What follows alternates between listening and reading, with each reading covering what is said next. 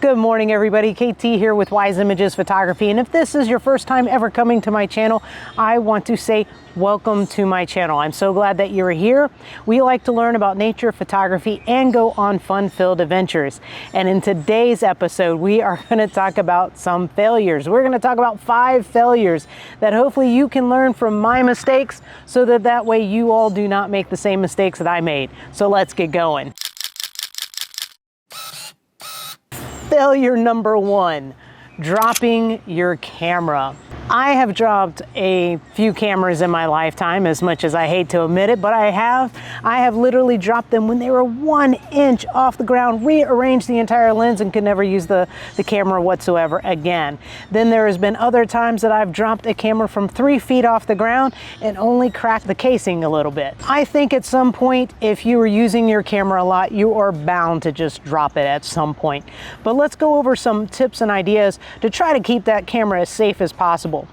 I would definitely make sure that you have it leashed to you or have some kind of camera strap on it, so that way if it does start to fall, you can either catch the leash or the strap, or because it's already attached to you, it's gonna not be so long that it's gonna hit the ground. I would also make sure that you check your gear on a regular basis. For example, the plates and the screws and everything that's actually attached to your camera, and also if you have a harness, make sure that your harness is working correctly, because those straps, like I said, those screws can come loose, and then there goes your camera gear into the sugar sand, and yeah, well, we know how much fun that was to actually have to clean that one up. So in short, just make sure that all of your gear for the harnesses and whatnot is working properly. I would also suggest having a lens hood on your camera. And it's not just because it keeps the unwanted light out of the camera, but also if you were to drop your camera, it also could take the blunt force of that fall. One time I was actually out at the St. Johns River. I was walking down this boardwalk and I went to go take a shot of a squirrel. I went to go put it back in my harness, and right as I did, I missed the harness, down goes the camera. I did not have a leash on it. I did not have a camera hood on it. I wasn't even following my own advice. And when the camera hit the ground, it hit right on the corner of the lens, cracked the lens. I'm really blessed in the fact that it is still operable and it works, but I do have a hard time trying to put the lens cap back on it and also trying to keep a hood on it now. But had I had the hood on it, I might have been able to keep it from possibly cracking the lens. Now for the next one, I would also not leave your camera unattended. And as much as I hate to admit this, I mean, I was standing right there, so I thought for sure it was going to be okay.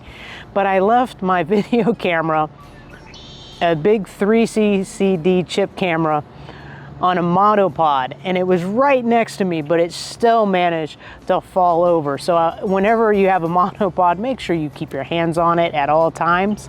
Also, if you're using a tripod, make sure if you make adjustments to your camera that it's balanced. I've gone to adjust my camera, I let go without making sure everything was balanced, and over went the camera right into the mud, and then I had mud on the front of my lens when I went to go take some photographic images. Things happen very quickly when you're out in the field, and I'm hoping that you all will learn from some of my mistakes so that way you guys do not lose your gear. Go ahead and give me a thumbs up if I am not alone in dropping my camera, because I do not want to be the only one out there who's done that before. Needless to say, let's go ahead and talk about failure number 2. Having the wrong settings on your camera. If you're like me and you shoot lots of different genres, you need to just make it part of your workflow to go ahead and check your camera settings before you start shooting. There was an incident one time, I was like doing nighttime photography or something, so I had a high ISO on my settings, and I went to a session and I was doing a headshot session, and I was in studio lights, and thank goodness I was in studio lights because, you know, all that extra lighting helped out. But I had the settings really high for ISOs, and so because of the studio lights, I didn't get tons of noise on it, but my pictures could have been better had I had a lower ISO on them. So make sure you're checking your settings. Another instance is white balance. I tend to change my white balance depending on where I'm at. So make sure that you change your white balance to where you are, so that way you guys get the look and feel that you're looking for with your images. And then that way, you also save yourself tons of time when you're in the editing room, because the last thing you want to sit there and be doing is trying to fix your images because you forgot to check the camera settings. All right, let's talk about failure number 3. Make sure that you're looking around. It is very important that you know your surroundings. It really is a safety issue. And also in this particular story that I'm going to tell you here in a second, not only was it partially a safety issue, but it's almost a I could have ruined my client's day kind of issue because I wasn't paying attention to where I was. I had gone ahead and I was on a wedding and I was shooting a video that day, and I mapped out my direction of where I was going to go, kind of let the guests know this is where I'm going. Please go ahead and keep this area clear for me and whatnot, because I'm going to be walking backwards. It was a very small wedding. Everybody was cool with it. It was out at Disney. And I'm sitting there, I'm walking backwards, and I forgot to, once I rounded the corner onto the dance floor, I forgot to look back and check where I was. And what happened was I ended up hitting the wall. There was a stained glass like hanging thing right there in the window. I hit that, and so I'm grabbing it, I'm holding the camera, and I'm like literally like looking at the bride. And next thing you know, my butt just goes boom, and it kind of hit the table. And guess which table it hit? It was the cake table, y'all. The cake table.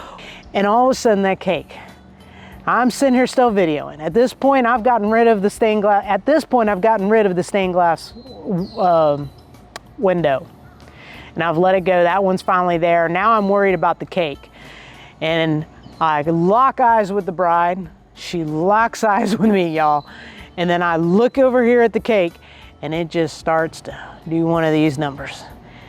Y'all, it was like in slow motion.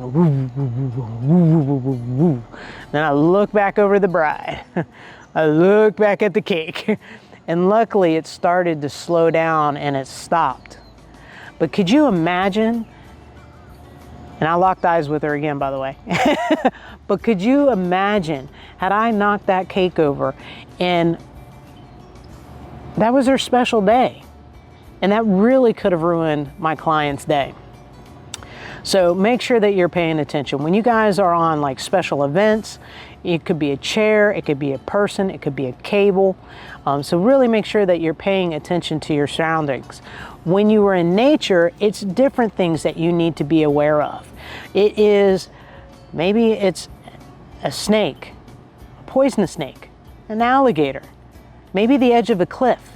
I've heard of people getting too close to the edge and then slipping and falling and hurting themselves. The same thing, like maybe if you're on a dock, make sure that you're paying attention to your surroundings so that way you don't get hurt and you don't hurt somebody else. Now, there was one time when I was trying to climb up a mountain, and I decided for some reason that I was going to use my hands to video as I was going up this mountain. That was a dumb idea, because I ended up slipping on a rock. My camera goes flipping through the air. There we go. Another reason, another dropping camera incident there. Camera goes flipping, right? And then I fell. And the person with me was like, "Oh my gosh, are you okay? Are you okay?" And of course I tried to play it off, but honestly I was hurt. And so that's just, make sure that you're being safe and you know your surroundings and you're paying attention to what you do so that way you don't hurt yourself. Failure number 4, not bringing enough backup gear. Y'all heard the birdie saying hi.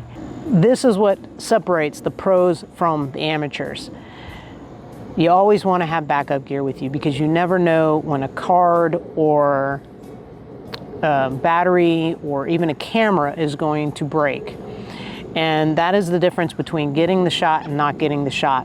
When I used to go on weddings and corporate events and things like that, when I used to film and photograph those kind of things, I normally always had probably about 2 to 3 cameras on site. I had tons of backup batteries. I had chargers with me, and I had lots of different stabilizers and things like that with me as well. And that way, if anything ever happened, I was always prepared. And there was an instance where I bought a off-brand battery. Guys, don't buy off-brand batteries. It's not worth it. And I literally had this off-brand battery in my camera for about 10 minutes, maybe 15 minutes, and the bride was about to come down the aisle, and I got ready for the bride, and the camera went dead. And then I was like, oh my goodness. I'm like, all right, I have 2 options. I can, one, grab the battery that's behind me in my back pocket, because I had like a little pocket thing back here, or I can grab my second camera. I decided to opt with changing out the battery, so I came down real fast. I was opening up the case I was opening up the battery compartment and taking that battery out, dropped it on the ground real fast, grabbed my other battery, slapped that one inside the camera, and went, and I got the bride, and I was like this by the time I got around the corner.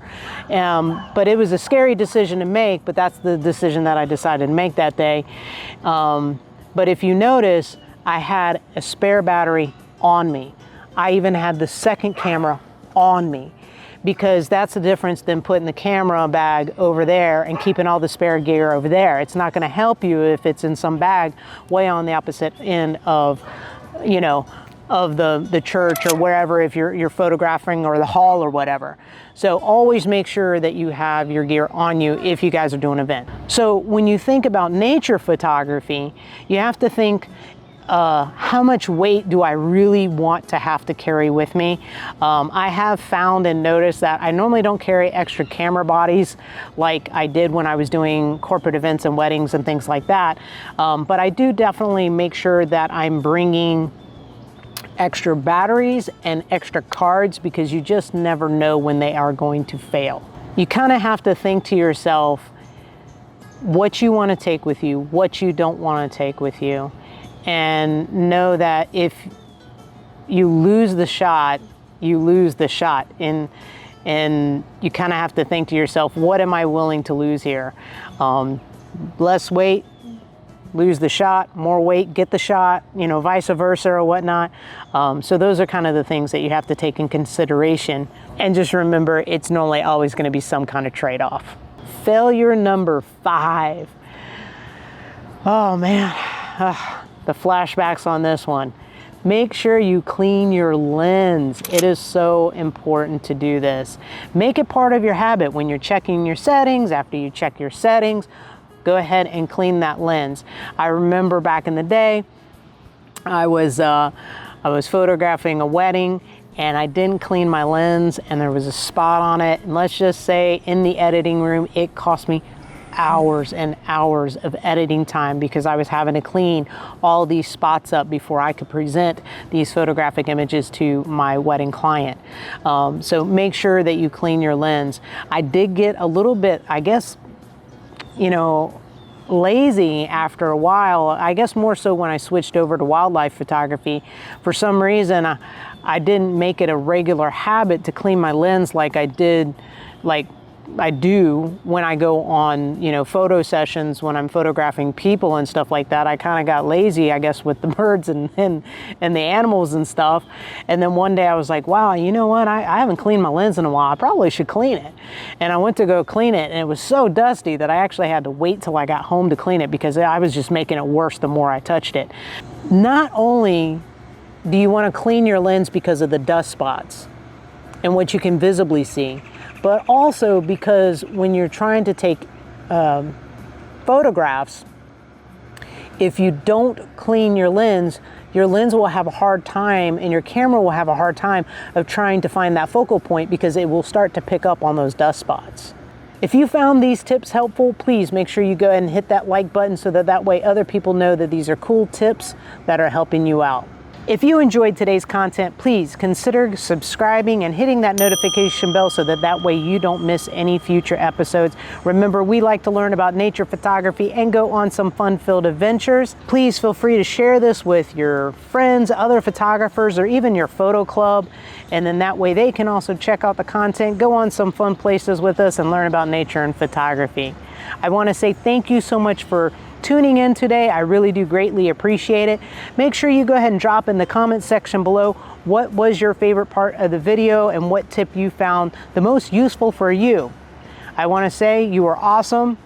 Have an awesome rest of your week, and I'll see you later, alligator. Pros will always bring backup gear because you never know when that battery is going to go. I guess somebody's going to get picked up. I don't know if you guys can hear the saw. I want to say thank you so much for tuning in today. If you like this content and you think now there's a plane going overhead. Okay, we're just going to have to pause for a second. If you enjoyed today's content,